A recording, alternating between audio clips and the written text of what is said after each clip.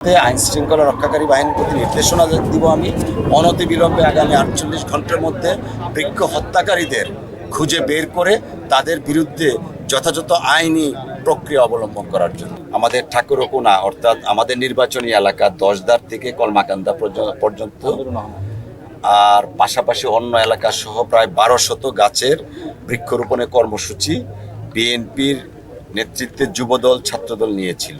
Fascist বিরোধী দিবসকে স্মরণীয় দ্বিতীয় বর্ষপূর্তি উপলক্ষে এই গাছগুলা লাগানো হয়েছিল। তো এতদিন ভালোভাবেই চলছিল।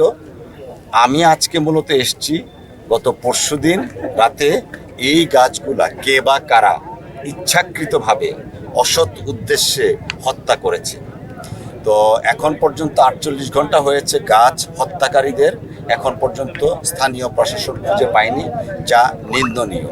তো আমি এসেছি একটা মেসেজ দেওয়ার জন্য যে তোমরা একটা হত্যা করবে আরো 10টা জন্ম নেবে।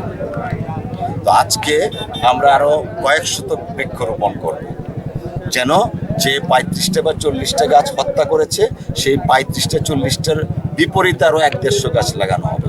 এই যে সামাজিক আন্দোলন, এই সামাজিক আন্দোলনটাকে আমরা গতিশীল করার জন্য আজকে এই উদ্বোধনটা করেছি আমি নতুনভাবে। তো আমাদের মেসেজ অত্যন্ত পরিষ্কার। মাননীয় প্রধানমন্ত্রী সারা বাংলাদেশে 5 বছরে 25 কোটি বৃক্ষরোপণ করার কর্মসূচি হাতে নিয়েছেন। আমাদের নেত্রকোনা জেলায় আনফর্চুনেটলি টোটাল ল্যান্ডের মিনিমাম 25% গাছ থাকতে হয়। নেত্রকোনায় আছে 2.25%। দেশের অন্যান্য স্থানে গড়ে আছে 16 থেকে 20। নেত্রকোনা সবচেয়ে বেশি পিছিয়ে আছে।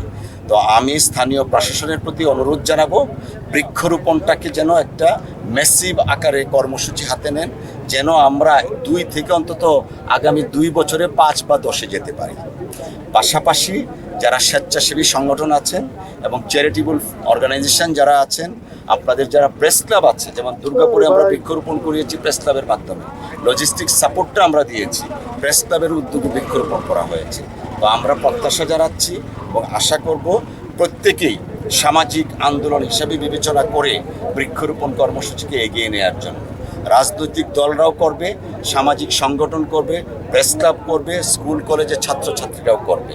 এবং আমাদের মাননীয় প্রধানমন্ত্রী যে টার্গেট নিয়েছেন 25 কোটি বৃক্ষ, সেই 25 কোটি বৃক্ষ যদি আমরা আগামী 5 বছরে রোপণ করতে পারি, তাহলে বাংলাদেশে প্রাকৃতিক দুর্যোগের হাত থেকে আমরা রক্ষা পেতে পারি, ক্লাইমেট চেঞ্জকে আমরা এনকাউন্টার করতে পারবো।